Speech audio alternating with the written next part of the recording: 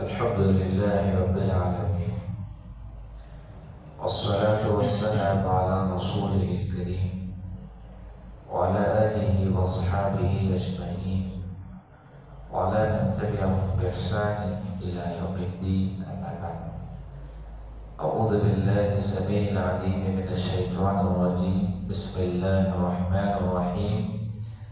يا أيها الرسل كلوا من الطيبات واعملوا صالحا إني بما تعملون عليم.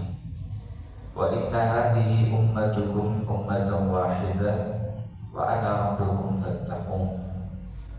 قرآن مجید سورۃ المؤمنون کی جو آیتیں آپ کے سامنے پڑھی گئی ہیں، گزشتہ کل کے درس میں انہی آیات پر ہم نے کچھ گفتگو آپ کے سامنے کی تھی. مزید باتیں انہی آیات کے حوالے سے آج کے اس درس میں رکھی جائیں گی. اللہ تعالیٰ نے اپنے انبیاء اور رسولوں سے مخاطب ہو کر کے کہا، یا ایھا الرسول، اے اللہ کے رسولوں، کلوا من الطیبات، وہ چیزیں کھاؤ جو تمہارے لیے حلال ہے، یعنی رزق حلال کھاؤ، رزق حلال کی جستجو کرو. واعملوا صالحا، اور نیک اور صالح عمل کرو. انی بما تعملون علیم، یقیناً اللہ تعالیٰ ہر اس چیز سے باخبر ہے جو تم کرتے ہو. دیکھیں اس آیت میں اللہ تبارک و تعالیٰ نے جہاں رسولوں کو مخاطب ہو کر کے کہا کہ تمہارا رزق حلال ہونا ہے، تمہارا لقمہ حلال ہونا، تو وہیں اللہ نے یہ بھی کہا واعملوا صالحا، اور نیک اور صالح عمل کرتے رہو. دیکھیں عمل صالح سے کیا مراد ہے؟ عمل صالح سے مراد وہ عمل ہے جس میں شرک کی ملاوٹ نہ ہو، بدعت کی خباثت اس میں نہ ہو، وہ عمل جس میں دور دور تک شرکیہ افکار، شرکیہ اعمال نہ ہو، تو ایسے عمل کو عمل صالح کہا جاتا ہے. کوئی بھی عمل آپ جسے نیکی سمجھ کر کے ہم کرتے ہیں، شرط یہ ہے کہ اس نیکی کے اندر شرک کا شائبہ نہیں ہونا چاہیے. بہت سارے ایسے اعمال ہیں جو معاشرے میں نیکی سمجھ کر کے کیے جاتے ہیں، یا تو اس میں شرک کی ملاوٹ ہوتی ہے، یا نہیں تو اس کے اندر بدعات کی ملاوٹ ہوتی ہے. مثال کے طور پر میلاد النبی کو آپ لیں. میلاد النبی دراصل نیکی سمجھ کر کے کیا جانے والا عمل ہے، اور شریعت کی نظر میں وہ عمل صالح نہیں ہے. کیوں؟ اس لیے کہ اس پر نہ رسول اللہ صلی اللہ علیہ وسلم کا عمل ہے، نہ صحابہ کا اس پر عمل ہے، اور نہ ہی صحابہ کے بعد تابعین اور تبع تابعین کا عمل ہے. ایسے درسیوں مثالیں ہیں. عمل صالح اس وقت بنتا ہے جب اس میں شرکیہ افکار، شرکیہ ملاوٹ نہ ہو، اور بدعات اس کے اندر ملاوٹ نہ ہو، خرافات اس کے اندر نہ ہو، تبھی جا کر کے عمل صالح ہوتا ہے. دوسری بات یہ ہے، کوئی بھی عمل صالح اس وقت بنتا ہے جب اس پر رسول اللہ صلی اللہ علیہ وسلم کی مہر لگی ہو. کوئی بھی عمل جب تک اللہ کے نبی صلی اللہ علیہ وسلم کا اس پر مہر نہ ہو، اس وقت تک وہ عمل نہ قابل قبول ہے اور نہ ہی عمل صالح ہے. کسی بھی عمل کے لیے یہ شرط ہے کہ اس پر نبی کا عمل ہو، صحابہ کا عمل ہو، تو ہی وہ عمل قابل قبول ہوگا، ورنہ نہیں. اللہ کے نبی صلی اللہ علیہ وسلم نے فرمایا من عمل عملا لیس علیہ امرنا فہو رد. آپ نے کہا کوئی بھی عمل جس پر نبی کا عمل نہیں ہے، صحابہ کا نہیں ہے، تو پھر وہ عمل ناقابل قبول ہے. عمل صالح کب عمل صالح بنتا ہے؟ دیکھیں اس وقت جب عمل میں اخلاص ہو. عمل کے اندر اخلاص ہونا چاہیے، نیکی میں اخلاص. کوئی بھی نیکی آپ کریں، چاہے وہ نیکی چھوٹی ہو یا بڑی ہو، اس نیکی میں اخلاص ہونا ضروری ہے. جب تک نیکی میں اخلاص نہیں، وہ عمل اللہ کے عمل صالح نہیں کہلائے گا. ریاکاری سے پاک ہونا چاہیے، دکھلاوے سے پاک ہونا چاہیے.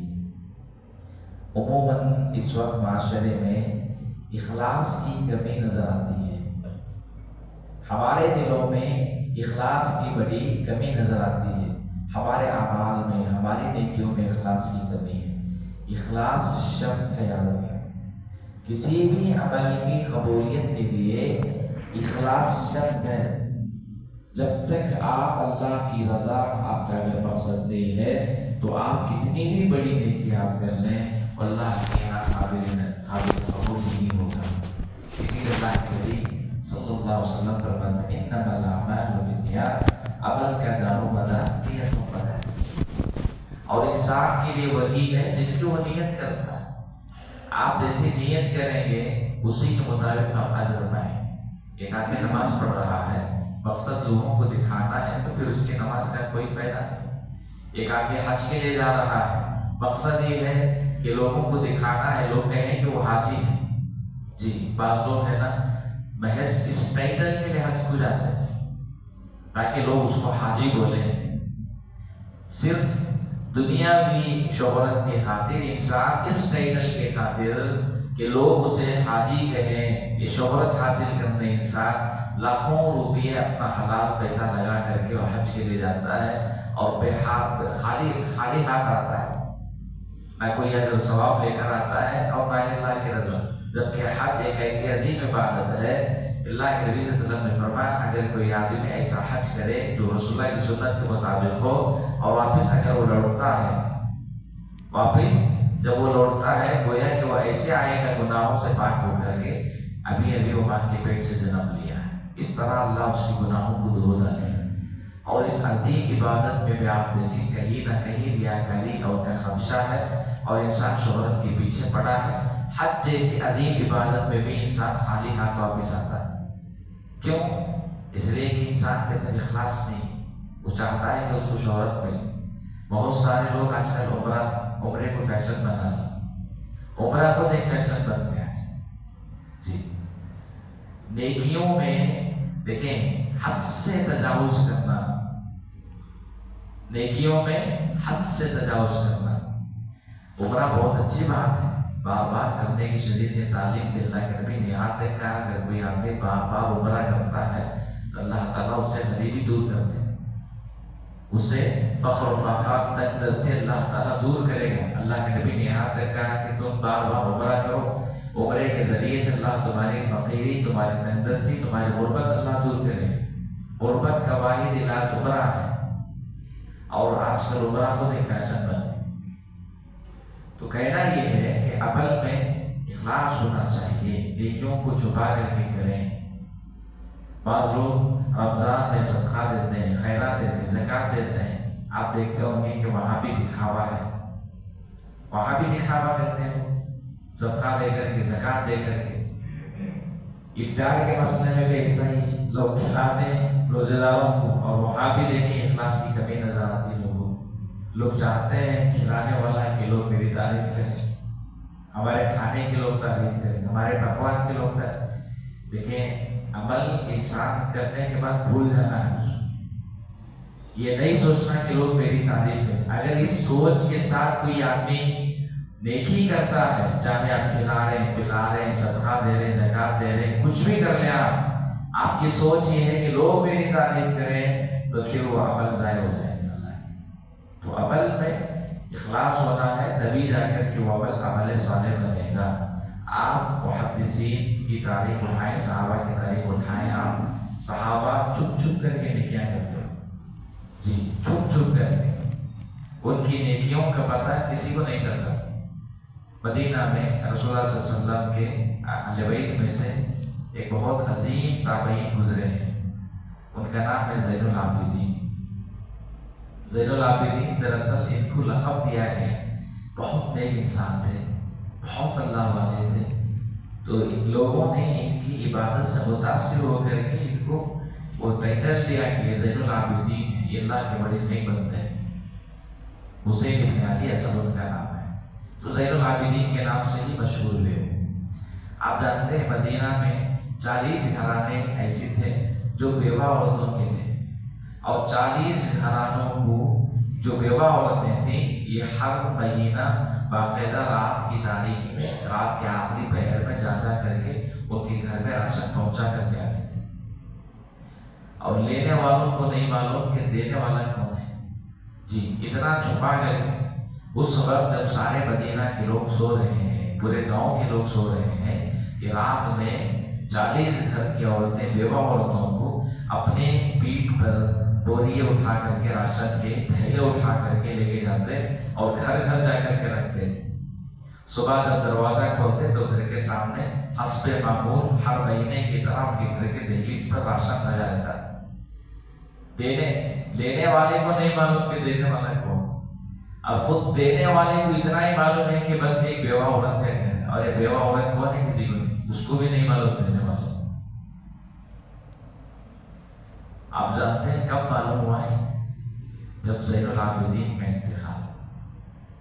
انتقال ہونے کے بعد وہ جو 40 بیوہ عورتیں تھیں، جب ان کے گھروں کو راشن آنا بند ہو گیا پوری طرح سے، جب معلوم ہوا کہ وہ آدمی جو ہمیں راشن دیتا تھا ہر مہینہ، جو ہماری کفالت کرتا تھا، ہماری بھوک مٹاتا تھا، جی ہمارے ساتھ احسان کرتا تھا، وہ زین العابدین ان کے انتقال کے بعد جب ان کے گھروں کو راشن آنا بند ہو گیا، تب جا کے معلوم ہوا دینے والا کون۔ اور جب انہیں غسل دیا گیا ان کے انتقال کے وقت، تو جو لوگ انہیں غسل دے رہے تھے تو وہ روایت کرتے ہیں اس واقعے کو کہ ان کے پیٹھ پہ بہت سارے نشانات تھے جو سیاہ ہو چکے تھے۔ تو پوچھنے والوں نے پوچھا کہ ان کے پیٹھ پر یہ کیسے نشانات ہیں؟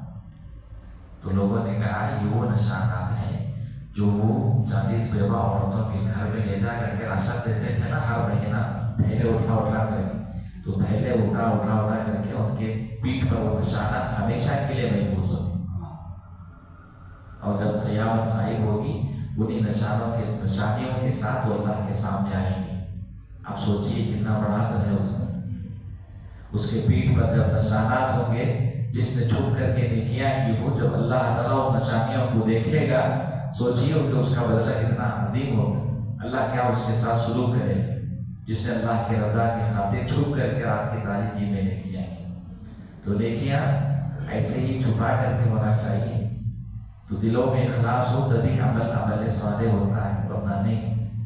عمر بن خطاب رضی اللہ تعالیٰ عنہ کو ایک شخص نے دعوت دی، آپ کے دور خلافت میں دعوت کے لیے گئے، کھانا بھی کھا لی، بعد میں معلوم ہوا کہ کھلانے والا دراصل ریاکاری کے لیے کھلا رہا ہے، شہرت کے لیے کھلا۔ حضرت عمر نے کہا اگر مجھے معلوم ہوتا، آج بہت ساری دعوتیں ایسی ہوتی ہیں، لوگ کہتے ہیں کہ ہماری دعوتوں کی تعریف ہونا چاہیے، شادی بیاہ کے موقع پر بھی، ولیمے کی دعوتوں میں بھی لوگ سنت کے ساتھ کھلواڑ کرتے ہیں، ہر آدمی چاہتا ہے کہ اس کی تعریف ہو۔